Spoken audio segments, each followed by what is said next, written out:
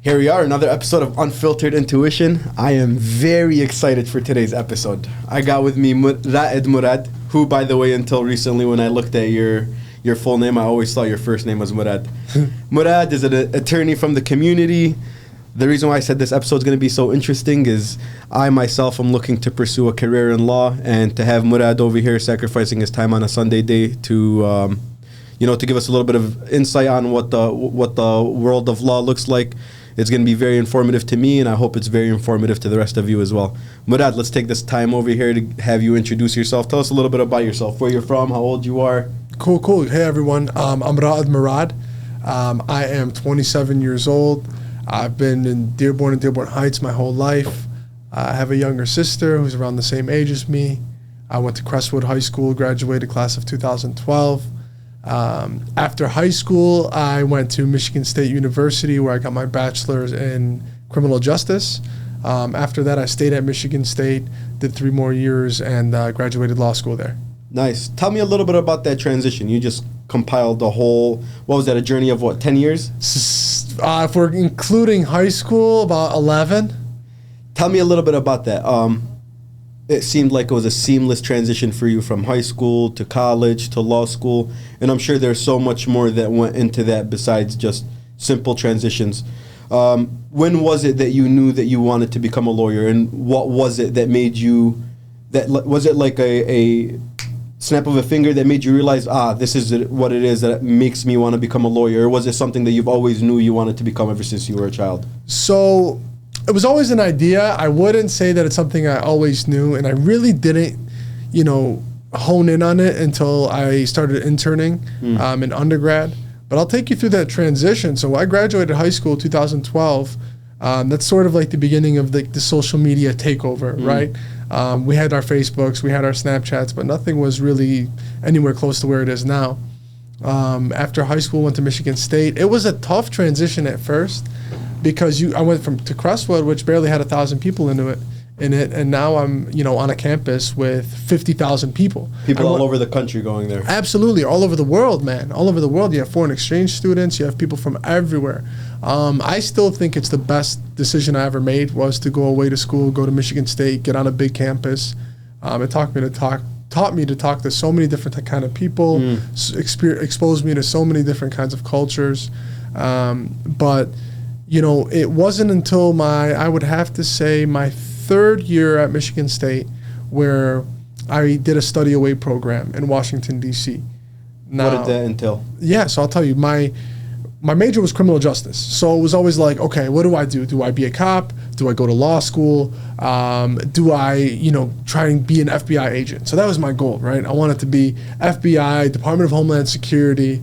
And I had an image in my head of this is me like kicking down doors, going after bad guys, terrorists, all that, right? This is your first couple of years at Michigan State. So your first couple of years at Michigan State, you still weren't decided about becoming an attorney yet? Yeah, I probably wasn't decided on becoming an attorney until after the internship process. So I go to Washington, D.C., right? I land this internship for Customs and Border Protection, which is a subsect of Department of Homeland Security. Okay. I get there, I'm with a class of 18 people, right? And each one of them start their internship on Monday, and I'm still waiting to hear back on my start date because, background checks and all that. So I was told because, my parents are foreign born and I'm, my Arabic name. Son of immigrants. Exactly. My background check might take a little while. So we get to like Monday, Tuesday, I still don't have a start date. So I kind of went on a mission. I started going to every Starbucks I could, exhausting our contacts. I made business cards, passed out my info.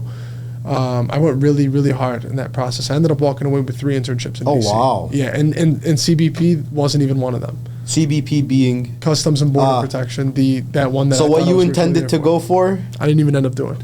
I ended up, I was in a think tank at the George Washington Center for Cyber and Homeland Security. We worked on like a database to find ISIS fighters who left the United States to go to Syria. And while I was there, I was working with other people, and somebody passed my contact info to the U.S. House of Representatives, Chairman on Homeland Security. So I got to work under, at the time it was Chairman McConnell. Oh, wow. Yeah, so I was there for a few weeks. and then I also interned at the International Association of Chiefs of Police. So I got it threefold. I got, what are the cops doing? What's going on in government? What's going on in Capitol Hill? And, it was a great experience. It was awesome. It really contributed to who I think I am today. Gave me a ton of talking points and interviews and a podcast like today. But I realized that kind of work wasn't for me. One, there were too many pieces of the machine, too many levers to the machine. And I don't think those jobs you can see the final product of your work. It's kind of like everybody plays a role and then it goes to the high ups and the high ups and the high ups. It wasn't really for me. And the whole Department of Homeland Security thing, I thought it was going to be, kicking down doors. It's a lot more research-based, book work, and that's fine. Some people are driven like that. It wasn't my style, though. And I have to be honest and tell you that, financial resources played a factor. You're picking a job, what you're going to make the rest of your life, how you're going to live. So I came back from D.C., and my vision was clear. I want to go to law school. I don't want to settle. I want to keep climbing that ladder. I just feel like I'm not done yet. I don't feel satisfied. I want to keep climbing that ladder. Was this your second, third year at Michigan State? Were you? This was I studied away my junior year of Michigan State, second semester. Okay. So I was gone from, I would say, actually, no, I'm sorry. It was the summer semester. I was gone from May through August. And this was an internship through the University of Michigan? So it's cool. It's through Michigan State, and I get college credit for it, but it's on us to land our own internships. They don't kind of just match you up places. It's like, okay, you should apply here. We'll help you with your resume. And that was a great experience too. And you mentioned a little bit about how working in those kind of sectors, you're never really able to see the final product. Do you think that some of that played a role into why you decided to open up your own private firm, so that way you're able to see your work all the way through? For example, you begin a case, you're able to see how the case finishes. You're not just a wheel in the machine, so to speak. Do you think that kind of went into why you decided to open up your own private firm? I would love to tell you yes.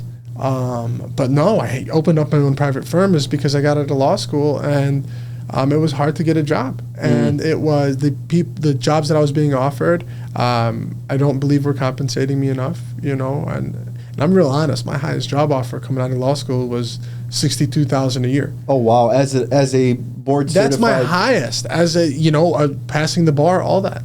It was $62,000 a year. I'm not saying that's bad money, but when you're hundreds of thousands of dollars in debt, that's not. Maybe it's okay to accept a starting role like that if there's room for growth and if that's the route you want to go. But they were trying to hire me to do insurance defense. Wow. And it's not what you were interested in. No, I'm a fighter, man. I'm a criminal defense attorney and immigration attorney. But at that time, it was more so who can give me the best job with, what's the best thing. You're eager coming out of law school trying to, start your career. Exactly. I got really lucky, though, because during law school, I did an internship each year of my law school career with the Misdemeanor and Felony Defender's Office at 36th District Court.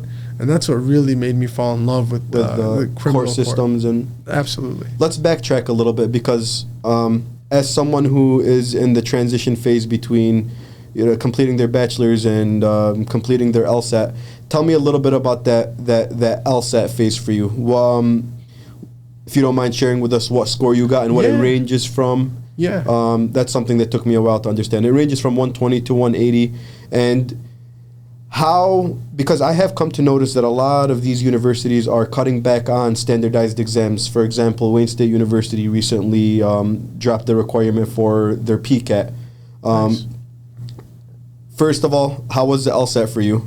What score did you get? And do you think that it is an effective way of weeding out candidates who are credible and qualified to go to law school? Because as someone who's taken it before myself, and I'm sure you know this, it's all irrelevant information to the law. So you're absolutely correct. Tell me a little bit. I'm going to start backwards. So, do I think the LSAT is determinative of how successful you'll be in law school? Absolutely not. That test is specifically a test on your ability to reason with what's in front of you on the page. There's nothing that's there's no major that's going to prep you for it. It's really a test based on your ability to reason, and not even that. I'm not a big fan of standardized tests either. And with regard to my score, I ended up with a 152, which is average, slightly above average. That got me into Michigan State, and that got me a partial scholarship into Michigan State. And I'm going to tell you and anyone else who's watching this, people aren't going to come out and tell you their LSAT scores and brag to you, and you know, especially if it's a 152. Yeah. If it was maybe a 170, they'd tell you. And I appreciate the honesty. That's one thing that Raed let me know off camera that, you know, it's something that he's willing to share, and it's very inspiring to people like me, someone who is retaking the test for the second time around because I wasn't satisfied with my score the first time around, that, you know, someone like you from the community was able to get a 152, which, like you said, is average. Maybe they say 150, maybe a little bit above average. Yeah, so they say 150 is about average. But you know, I guess my advice to you and anyone else who's watching this is don't let that scare you away, and people are going to scare you away from law school. People are going to scare you away from law school. They're going to scare you away from where to apply. Don't listen to that. You'll get it. I got into every school I applied to, and I got into money. I got money for every school that I applied to as well. I didn't apply to Michigan. I didn't apply to, you know, the top-notch schools. But Michigan State's a great school. Great school. It was phenomenal. And the clinics that they have, we'll talk about that later. But I really want to tell you about my prep. So I start prepping for this thing. Actually, it was a little bit before I went to DC. I was like, you know what? Let me just take the LSAT and then go to DC. I got too carried away and I postponed it until the winter after. So I would literally come when you start the LSAT. If you take a prep class, the first thing you do on that prep class is you take a practice LSAT. Okay. First thing you do, step one. The first day I got, like, it was either like a 148 or 146, something like that. And that's without studying, without anything, without any material. They just say, hey, sit down, take the test, we'll see what you get, and then we'll grade you. Like a diagnostic exam. Exactly that. So I think I want to say 48 or 4, I can't think, but it was one or the other, 46 on or your 48. practice test. On my first practice test. And I could never beat that number. And I would keep taking practice tests and keep scoring myself. And you're studying in between these practice tests? Absolutely. I take studying very seriously. So that's the one thing. I want to talk about that later. You got to put your time in. It's like a 9-to-5 job. You have to sit down for hours and hours and hours and beat away at your craft. And sometimes you're going to be tired. Sometimes you're not going to want to. Sometimes there's other things that are going on. It's all right to take a day off. It's all right to leave early 1 or 2 days, but you have to put that work in. So I was just going to the library every single day. I practically lived at Michigan State's library. And you were taking classes while studying for the LSAT, correct? I'm assuming. I was in my, I want to say this is now my senior year in college, first semester. For those of you that don't know, by the way, the LSAT is law school admissions test. It's the PCAT of law school. It's the MCAT of medical school, and it's a required exam that you have to take prior to getting into law school. But continue. You said that you ended up you were studying, you could not beat that 148. I couldn't beat it. And this is me, like you said, I'm in a 4-hour class twice a week. I believe it's Wednesdays and Saturdays. And then in the meantime, I'm at the library every day, minimum 2 hours. That was my minimum. 2 hours. That's dedicated to LSAT studying? That's solely LSAT studying. I'm not going to lie and tell you that, you know, I didn't kind of push my class requirements back a little bit to do the LSAT stuff. But because I was a senior and had already done pretty well. You had some leeway room. I had some leeway room. I still ended up doing really well, but I definitely prioritized the LSAT. I guess if I have to give anybody advice, it would be to not take a full-time schedule while studying for your LSAT.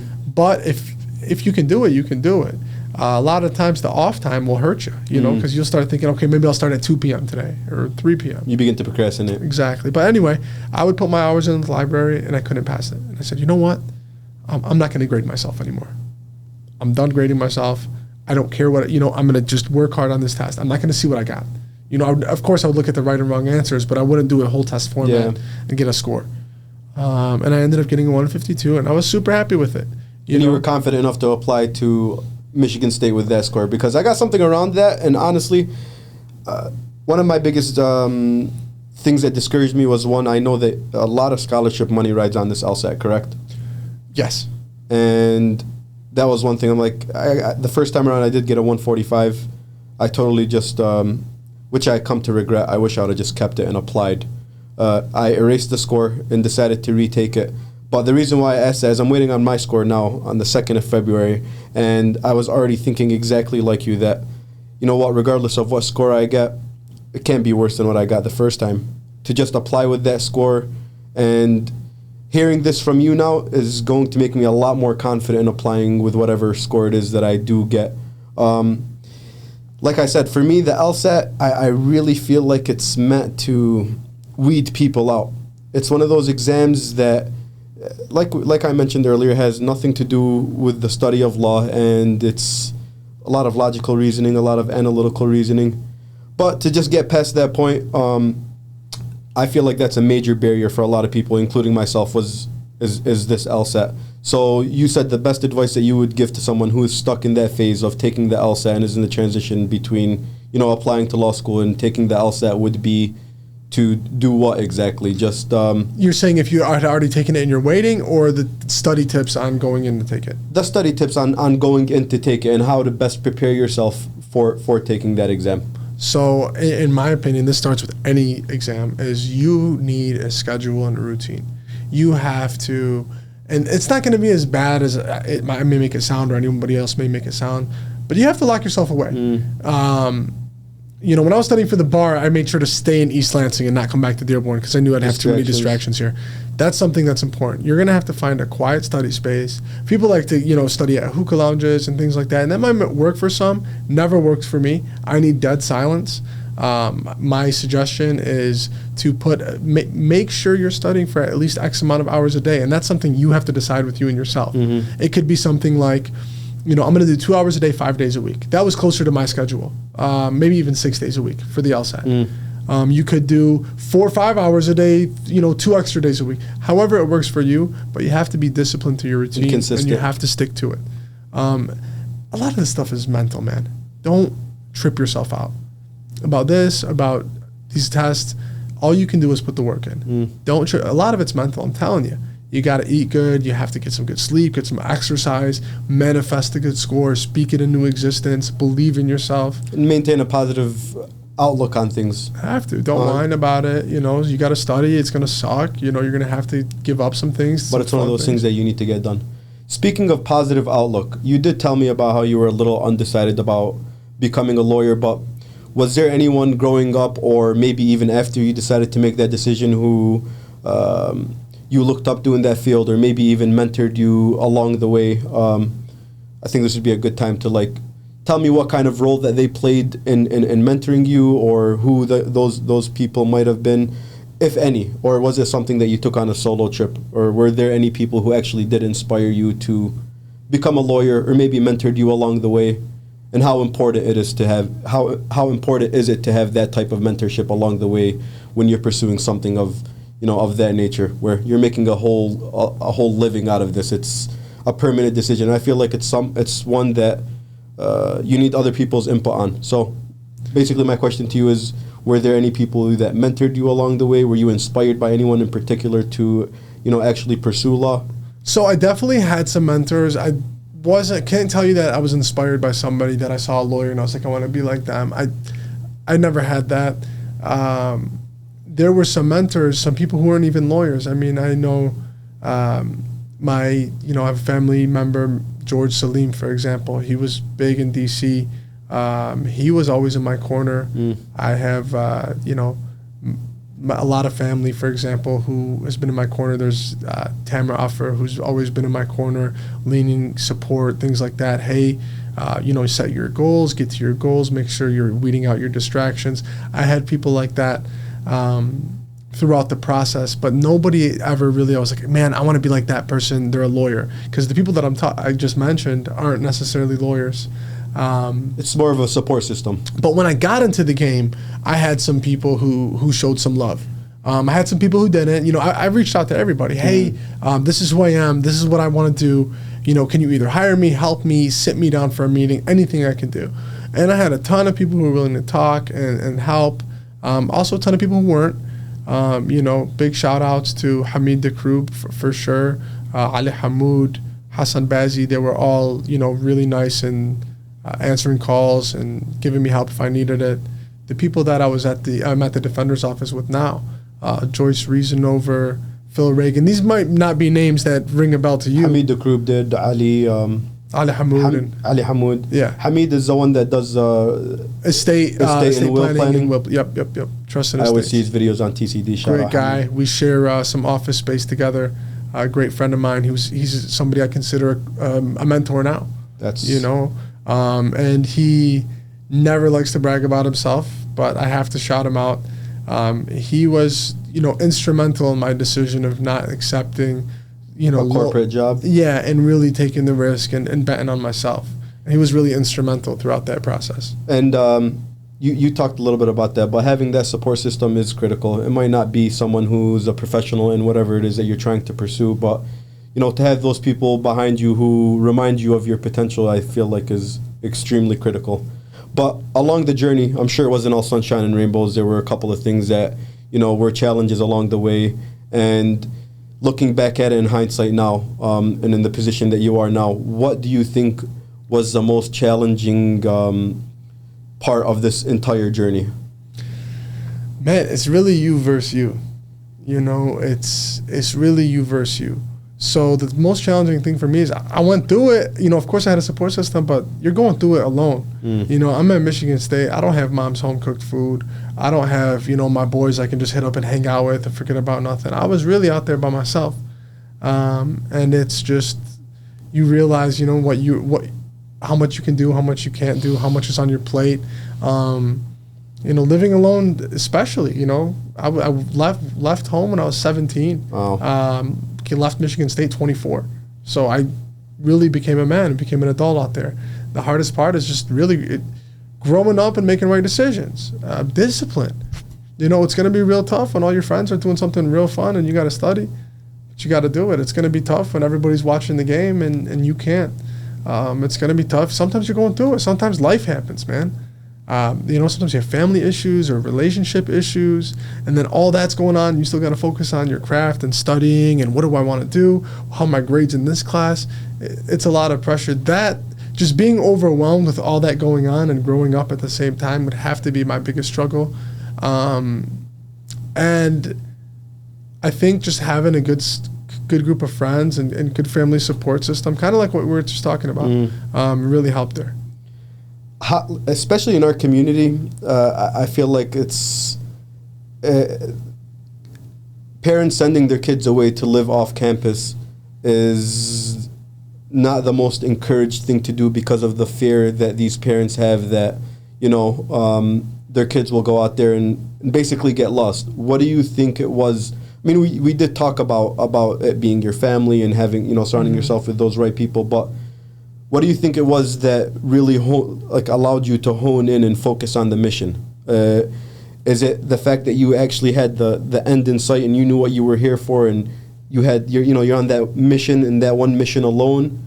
That's what allowed you to remain focused and not maybe get lost out there? Because like you said, being 17 years old, moving away from home and living on campus, you're vulnerable to a lot of new things, and at that age it's easy to get steered in the wrong direction. Sure. So what message would you have for parents who are afraid of sending their kids to live on campus and away from home, especially at a young age like that? So my message is, for the parents, I guess, you have to build rapport and trust between you and your kid. If your kid is going to do something you don't like, they're going to do it whether it's at Michigan State 70 miles away or whether it's at their cousin's house down the street. I think that's the first step is, what kind of relationship do you have in your household with your family? Me and my mom knows everything about me, probably knows everybody I've dated, every class I've taken, every professor I've had. Me and my mom have that relationship. But that's not to say I didn't go out there and mess up. I've made some mistakes. I bounced back, alhamdulillah. But you have to transparent and trust your kids, basically. Yeah, and really, the best thing I did in life, and I preach this to any, especially younger people that I talk to, go away to school. We live, I think Dearborn is the best place in the world. I don't care what anybody says. I love our community. But we live pretty sheltered off. We're in our own world, man. Little bubble. And exactly. You're going to need to know how to talk to different kind of people. You're going to need to know how to do business in a different culture. You're going to need to know all our cultural norms aren't the same as other people's cultural norms, and you're not going to be effective dealing with other people in another culture if all you've seen is one thing. My advice is trust your kids. Now, maybe it's not for everybody, but I really, really recommend sending them out. That's where they grow. They have to experience those hardships. Being naive and at home might be safe, but is it going to help you be successful? Is it going to help you realize what's wrong? Sometimes you might not think something's wrong just because your mom's telling you it's wrong. But when you go out there and you see it with your own eyes and you see the effects of it, you might realize, I messed up, man. I went out there. I didn't go out there and kill my first semester at undergrad at 17. I was shaken up a bit, and that's how I homed in. I had to get shaken up. I had to do bad on the test. I had to, get into it with some loved ones back home. I had to kind of get shaken up to really, okay, forget that. This is why I'm here. This is what I'm going to do. And sometimes for some people, it takes being shaken up to really reach your full potential, man. And that's something that I've come to say, whether it's with my little brother or anybody else you try to give advice to. I've firmly come to, because I've experienced it myself, I firmly come to believe that sometimes you just have to make the mistake in order to really learn from it. You can only guide someone away from something so much before, like you said, you have to be shaken up in order to understand why it is exactly that I was told, for example, to stay away from this, or why I shouldn't be doing what it is that I'm doing. So I feel like experiences are a major factor in overcoming those mistakes and, seeing it all the way through. You have to experience things firsthand in order to actually, understand the true consequences of it. What field of law was it that you decided to end up specializing in after law school? So I'm specializing in criminal and immigration law. What made you choose those two fields in particular? Man, I've always been a fighter and a protector. My whole life. It's been about anything, whether it's about my people, my family, a principle or an idea I believe. I've always been a protector, man. I like to be the guy you got to call when your back's against the wall. I like to be the guy you call when the bully's outside and you need some backup. That's just me. That's who I've always been, man. And now I have the tools to do that legally, Nothing else was ever a consideration, really. I would have, of course, taken a job anywhere that I could have at the time, but I'm always a fighter, man. And I can never be a prosecutor. I can never go after somebody. I got to have somebody's back. And that's just what I do. You're facing time, call 445-8989. That's my thing. There you go. I really want to work with people, man. And being a criminal and immigration attorney, I really do. I'm also and I don't come out there and say this, nobody's going to know this until now, but I'm also a mentor to so many people. I work with so many people with helping them get jobs. I work with so many people who are going through it with their family or addicted to drugs. I help match people into programs. I help get people jobs.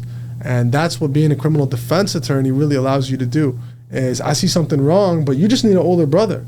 You might not, you don't need to go to jail for the rest of your life. You need an older brother, or you need somebody who you can call, or you need somebody to tell you that, you can't be doing drugs, or you can't be doing this, or can't be doing that. And it's so sad is a lot of people, they don't have that. We have our parents, we have our community itself has its own governance on us. Yeah, of course. A lot of people I work with don't have that community, don't have those parents. So I like that I'm able to kind of come in and bring that to the table and be too. that person for Absolutely. a lot of. You just talked a little bit about it, but that was kind of my next question is, what's the most rewarding part of your job? I can see exactly what the most rewarding part would be. Like, for example, getting someone out of a possible 10 to 15 years and being able to defend them and getting them out of a mess like that. That's probably nothing more rewarding than that. But as someone who experiences it and lives it, what would you say is the most rewarding part of your job? I mean, that exactly, brother. The fact that I'm able to change somebody's life, or what's going to happen to somebody's life by words that are coming out of my mouth. To me, the concept, I'm still not over it. I'll have a client, for example, facing 40 years, and we end up walking away with probation. Wow. To me, that's just such a big deal. That is. I've known people who've been through it, man, and jail is the worst place in the world. In the world. Trust me, you wouldn't wish it on your worst enemy. If anybody has spent a night or two in jail, they'll tell you the same thing. It is literally the worst place in the world. And we got people locked up there for years and years and years. The best part of my day, best part of my job is when that's on the table and we take it off the table. And now it's like, okay, you're not going to be in trouble with jail, but you're going to have to do A, B, C, D, E, or we get it dismissed. And it's like, hey, man, like, you know, we got this dismissed, or hey, man, we got this dismissed. And you just changed the whole trajectory of somebody's life. Yeah, but it's like, well, but here's what I think you got to be doing. You know, I've had somebody come to me before with a traffic matter, and I made sure that they left enrolled in anger management classes. That's not necessarily the part of their case, or that's just me knowing that if this person gets some of this help, they're just going to be in a lot better shape. And to me, I'll take that over anything. That's an amazing answer, honestly, and I feel like that's also part of the reason as to why I would want to become an attorney, is for those exact reasons, you know, being able to be by someone's side during such a pivotal moment in their life, and especially when you know, for example, that you have exactly what it takes to change the entire trajectory of somebody's life and leave a long-lasting positive impression on their life. There's nothing more rewarding than that. My next question for you was going to be, it pertains to the last question that we had. Why is it important for someone to hire a lawyer when they're in a position like that? Because I know a lot of people, well, not necessarily, but there are some people out there who often have a tough time answering that question. Why is it exactly that I should hire a lawyer? So for someone, for considering the field that you specialize in, why would you think it's so important for someone to hire an attorney, whether they're having an immigration issue or any criminal charges against them? Why is it so important to have a lawyer by your side? Because the consequences of either one of those scenarios can be extremely, extremely severe. There might be consequences that you're not even aware of at the time. You have to navigate the process, and your rights need to be protected. Those three things alone, you know, you need somebody who's going to be in there who's going to fight for you. For example, this is a lot that the layperson, is what we call non-lawyers, don't know. Let me just give you an example. The domestic violence charge, right? And I'm not weighing in on how I feel about domestic violence, but just the law itself requires you to prove that a relationship exists between two of the parties, right? Say client X is charged with domestic violence. They have to prove that that person is in a relationship with person Y. Now, client X might not know that. Client X might go with the detective, sit down and do an interview, and they may say, what happened? And client X may not give out any incriminating information except for the fact that he called client Y his girlfriend. Or that they lived together. Or right there, he just admitted to an element of a crime and had no idea. Because I bet you didn't know that, and I bet you most of your viewers who aren't attorneys wouldn't know that either. There's so many things, so many little things that could really, really hinder your case. Yeah, exactly. And when it comes to immigration, I mean, that's super scary. So there's a lot less discretion in immigration court. Discretion meaning in criminal court, you can get a prosecutor, a judge, a witness, everybody who might want to work towards a good resolution for your client, for example. Immigration court is not like that. Immigration court, it's statutory. It's based on old laws. I mean, I one time had to watch somebody who committed, I think they had a possession of, this wasn't my client, but a possession of marijuana case from a long time ago, and weren't able to get a bond in immigration court over something like over 10 years ago. And I'm watching this person's family in court crying their eyes out. Reasons like that is why you need a lawyer. It's a lot of things. The law is very complex and complicated, and like you said, just like that scenario of the domestic violence issue, there's a lot of things that, like you said, the layman does not know, and someone who's went to law school, passed the bar, would know these technicalities. Because I've seen a lot of cases that, although someone did commit a crime, how do you feel about that? Someone did commit the crime, but because of a technicality that happened in the case, the charges were dismissed or were dropped. How do you feel about a scenario like that? Do you think that's a flaw in the criminal justice system, or is it something that is there for a reason? I think it's something that's there for a reason, and let me tell you why. One of the most important rights you have as a defendant in the criminal system is you have the right to be presumed innocent unless proven guilty beyond a reasonable doubt. that's on them to prove.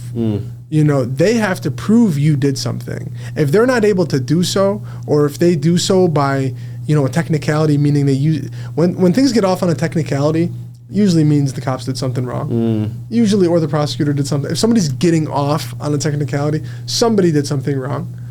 Maybe evidence was obtained illegally. I mean, they could be a million of different things. No, I believe every single person is entitled to that right to be presumed innocent unless they properly prove you guilty. I think with the amount of consequences that the criminal justice system allows for, that right needs to be preserved. And if they can't do it right 100%, you better not throw somebody in jail that you're not 100% certain who did that crime. You know, what does Thurgood Marshall say? I believe it's one innocent man locked up is worse than, I believe, hundreds or thousands or something like that. Of guilty. Exactly. Of guilty people going free. So that's the concept. No, I definitely believe their rights need to be preserved. And everybody, I believe, has a right to quality representation if charged with a crime. That's a beautiful answer. I definitely agree. This is an interesting question that I'm sure a lot of people have for attorneys. What are some different ways that attorneys are compensated for their services? Do you rely strictly on walk-in clients who come in and have an inquiry and you take their case from there? What are some different ways that attorneys make a living? Sure. So sometimes you have your walk-in. I don't really do many walk-in clients. Everything is really appointment-based with me. A lot of attorneys get contracted out to do certain work. Maybe that be public defense. Maybe that be document review with other firms or other courts. That's one way to get income. A lot of people do court-appointed work. That's one way to get income. But if you're talking about specifically like advertising to clients and stuff, I don't do too much advertising. I think most of my clients come from word of mouth. I think that's probably the best advertising. But really, if you do a good job and you fight for people, man, that doesn't go unnoticed. You know, they're going to have a friend or a cousin or a family member who ends up in a situation who they're going to send your info over if you did a really good job and you cared. Or, for example, if you're just helping somebody get a job and something happens to them, they're going to call you. So I guess my advice is to put the most you can out there. And if you're out there just to go and get money, people are going to see that and run from it. You know, if you're out there to really make a difference and to lend a helping hand, and you got to work with people. You know, people can't always pay. You have to work with people. With all that, usually you'll develop a pretty good name for yourself and you'll find your phone ringing. I think that's the best thing I can say there. Okay, and that's kind of like a byproduct of it all, you know, of being that type of person. Like you said, you mentioned a lot about how you mentored other people. You help people find jobs and things of that nature. Although you don't receive a direct like monetary return on those things, I feel like it's you get a return on that further on down the line, like you said, by referrals or by other people. Not even that, man. It's just the feeling itself right after. I'll take over any referral or any dollar, any day of the week. And I'm not telling you that because we got a camera on. I'm telling you that as straight as I possibly could be. You know, that feeling when you know you made a difference, when that person who thinks their life was on the line just gets up, gets out of their chair and just smiles or wants to hug you or high-five you like they would their friend, that feeling is better than the referrals. But you're also right. You know, when you put good out there, things come back. Doesn't mean you're doing them to come back, but things will come back. You know, people will realize what kind of person you are, and that's the type of person most people really want to work with. 100%. I'm sure you've probably gotten this question a million times. What's the most interesting case that you've worked on? So I have to be very careful here, right? Because there's duties of confidentiality. I can't really disclose anything about a case or a person that could link them. Guess what would I guess I can tell you. You know, I mentioned. What was the charge? I guess maybe what was the outcome of the case? You know more than I do in regards to what it is and what. Yeah, I can tell you this. I had a case where somebody was legitimately facing 40 years in prison, and this was really serious, super serious. There were issues with this on the news. There was a lot going on, and I held what they call a preliminary exam. We got a couple of these charges reduced, and it ended up being a probationary sentence. Oh, wow. And this was, and these crimes, alleged crimes, were serious crimes. But, you know, we worked it out, and we went really hard for the client, and, you know, it did result in a probationary sentence. That's from 40 years to a probationary sentence. That's my favorite result of the case, I believe. Yeah. Talk about changing the trajectory of somebody's life. Yeah, and you know, this person is in a lot better place than they were before. Prior meeting you, 100%. In our community, there was an event that was held recently by Dawood Walid, the executive director of CARE, and it was basically a Know Your Rights event. He's an attorney. He's speaking from an attorney standpoint, and I was very disappointed to see the low turnout of people from within our community to attend this event. As someone who grew up in this community and is from this community, why do you think it's so important for people to know their rights when it comes to, I don't know, basic things, whether it's getting pulled over by a police officer, any interactions with the cops, or just knowing your rights, generally speaking? Why is it so important for people in our community to know these rights? So it's important for, of course, our community specifically, everyone in general, but our community specifically is because we have a lot of community of immigrants. Mm-hmm. We have a lot of people in our community who, you know, their parents don't really speak English, or they're first generation. Their culture is different. So in our community, we're very trusting. We're very out there. If a police officer sits us down, we're going to be nervous and going to want to just, explain, no, this is what's going on. And you don't ever realize that you're being blackballed. That, like, this, you know, for example, anything you say can only be used against you. They don't say it can be used for you, because they're not going to use what you say for you. It's only going to be used against you. So I get a countless number of cases where, you know, I talk to the client, it's like, why'd you let him search the car? And it's just like, I didn't know I could not search the car, because, you know, officers are really clever. And I'm not saying that officers are bad or anything. No. I'm just telling you that I watched this play out. As simple as, you know, people don't understand the, you know, open carry laws in Michigan. It's one of the most widely disputed things ever. Nobody really gets it on how to properly transport a firearm, or if you can or if you can't. And the laws aren't necessarily designed to be clear enough for the lay person to understand. Exactly. And it's so sad that the simplest mistake of just not being informed on an issue costs you now a criminal conviction, which if you're not a U.S. citizen, it could result in being deported, probably deported to a country that you don't even know nothing about. Mm-hmm. You know, because a lot of the people who came from the Middle East came a long time ago, and they maybe didn't naturalize, or they're not citizens yet, and they'll get convicted of a crime, and their whole life's going to be turned upside down. Now they're facing deportation hearings, and, you know, it's one of the scariest things ever. So it's super important to know your rights. It's super important to not help anyone make a case against you. It's super important to make sure your family's protected. If you don't know your rights, you can be taken advantage of, taken from your family. And sometimes you may say that, you know, I did a video on this. You may say something to an officer, and you may not realize that what you're saying is what it is. For example, like the domestic violence case. And there you go. You're done. You're arrested. Yourself without even now knowing. You have a record. Now you can't get into school. Now you can't get government housing. Now you don't qualify for, you know, a ton of things. Mm-hmm. So there's a lot on the line. It's very important to know your rights. Most definitely. This is a question that I've heard numerous times from you know, people in my circle who I've told that I'm interested in pursuing law. They always ask me, what would you do if you're in a position where you're assigned a case that you're morally opposed to? The case goes against your morals, whether it's, for example, knowing that the client is guilty and you're still choosing to defend them. How would you reconcile the conflict between your personal beliefs and the case at hand? You have to be able to distinguish, right? It's not necessarily about what I believe in. It's more so about what's right and what's wrong here. Does this person deserve adequate representation? Yes.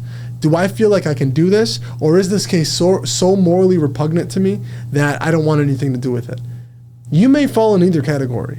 I thankfully haven't fallen in the category where it's too much for me and I can't handle it. Mm-hmm. I've been able to morally accept any case that walks in front of me. But for the latter, I would have to say at that point, you need to get away from that case, get away from that person, and make sure that person has able and competent counsel. Because if you don't, you know, These are people's lives you're playing with. It's like a conflict of interest. This person may be accused of the worst crime in the world, but what if he didn't do it? What if the whole world hates you now? What if the whole world is on you thinking you did this crime and not one person can fight for you, fight for your innocence? What kind of system would that be? You know, so if you're not able to take a case, if it's too more, you know, some people say, you know, allegations of murder or rape or child abuse. I mean, those are all tough topics, you know. But if something like that comes across your desk and you can't take it and you don't believe you'll helpful to your client, you got to get away from that case.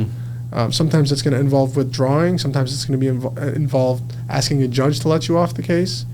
Again, thankfully, I haven't been in that situation. I couldn't tell you that there's a case that I just wouldn't take flat out. But you know, if I ever cross those lines, I hope that I make the right choice. Great answer. And I feel like you do have the discretion to pick which chooses you accept. I mean, which cases you do accept, correct? Yes. Especially considering you own your own firm as well. Yes, but sometimes, you know, I do some appointed work where I'm managing a docket for a courtroom, and I'm kind of handling any case on that docket that that person hasn't hired their own attorney for. That's some of the work I do. I don't necessarily get to pick. You have to take the case. I'm taking the case. I'm taking the case. And if I'm not, I would have to ask the judge to get me off it for a valid reason. But no, I haven't really run into an issue where I don't want a case. That's great to hear, because that's something with me that leans me more towards not working as a prosecutor, because I feel like then you really wouldn't have the choice of whether you would take the case or not. Or I might be mistaken.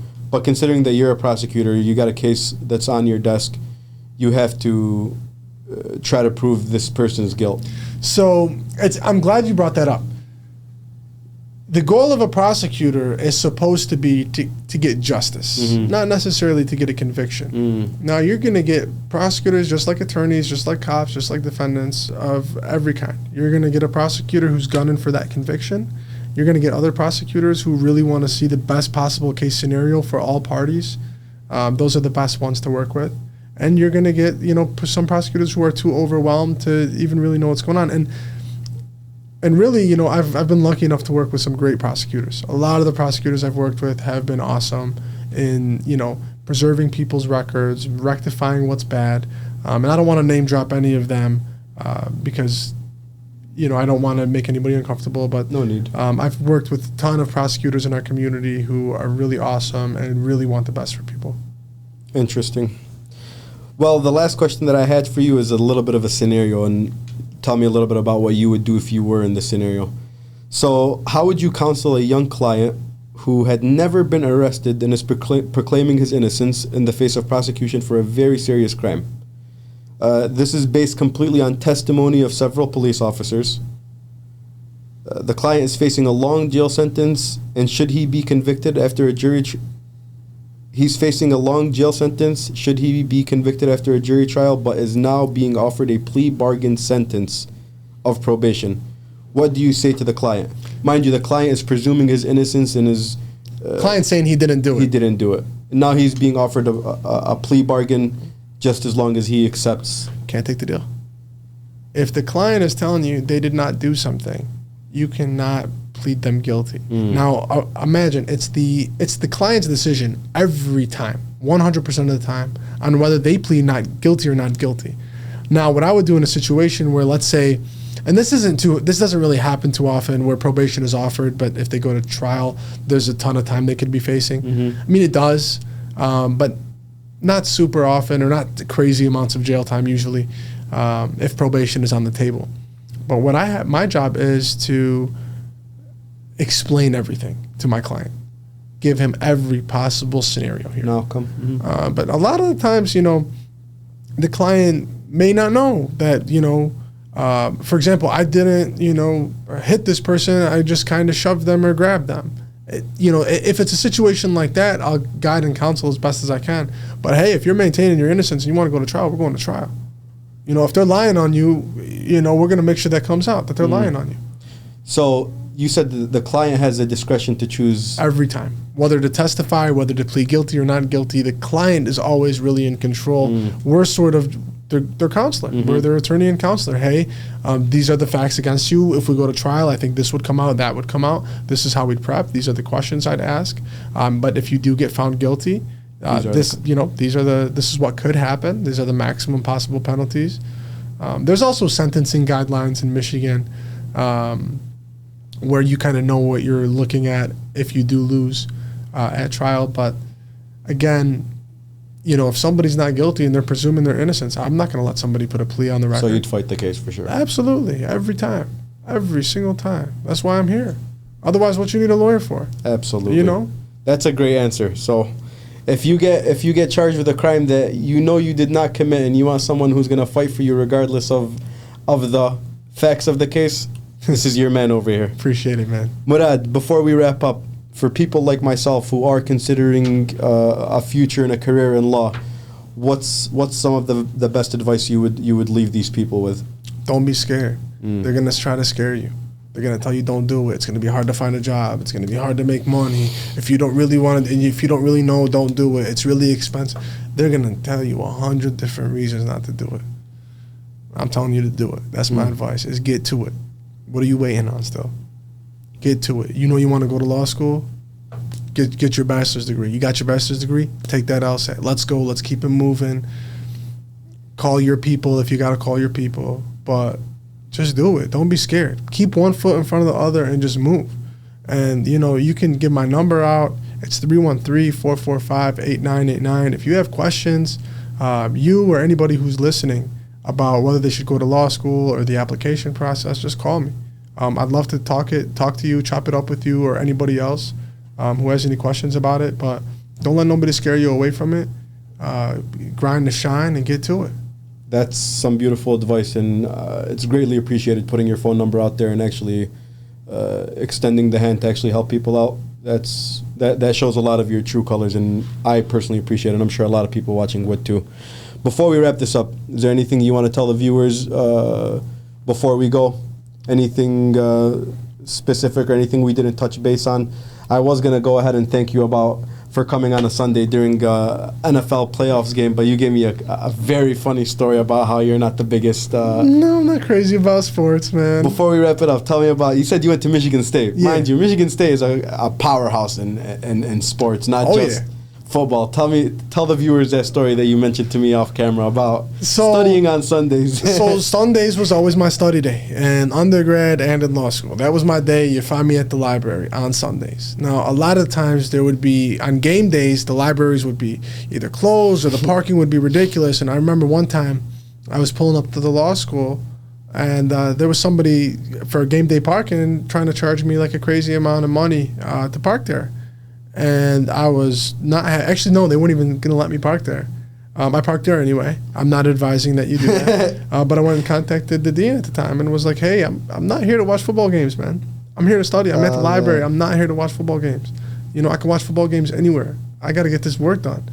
And I'm not one of those kids who can not put in the work and still get by. I got to grind. I got to get to it. And that's really what I did at Michigan State, man. I was there for 7 years. Of course, I went out. Of course, I tailgated a few times, but never went to a basketball game. Never went to the Rama bar. Never went to a bunch of these things. I just wasn't for me. Didn't have time. I was on my grind, and after that, I would go home and rest up and repeat the next day, man. Mourad, thank you so much for getting on, sacrificing your time on a Sunday to come by and talk to me, man. It really means a lot. It's a pleasure, brother. What we just capped it off right there with just goes to show you what it really takes to get to positions like these. Takes a lot of hard work, sacrifice, and like you said, your friends are going to be out possibly doing things that you want to do yourself, but you have a bigger mission in sight. So you're definitely going to have to make those sacrifices. Once again, Raed, thank you so much for getting on today.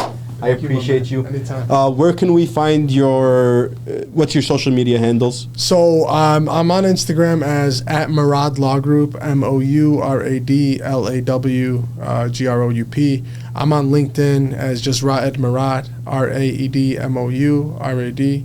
And again, my phone number is at 313-445-8989. If anybody wants to just contact me, talk about law school, talk about anything, feel free to give me a call. Thank you so much. And anybody who has any legal inquiries can also of course, contact you at that I'm phone number as accepting well? new clients. So any criminal or immigration, or really any issues that you have, give me a call. We'll make sure you're taken care of. Mourad, thank you so much. I really appreciate you being here, brother. man. Appreciate it.